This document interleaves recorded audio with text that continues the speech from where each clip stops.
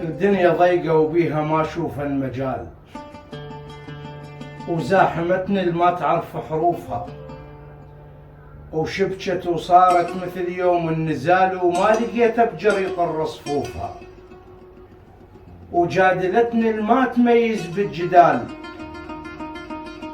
وانا خزرة عين تظهر خوفها، ودائما اطرح على الوادم سؤال هل بتفتو قلب تروفها.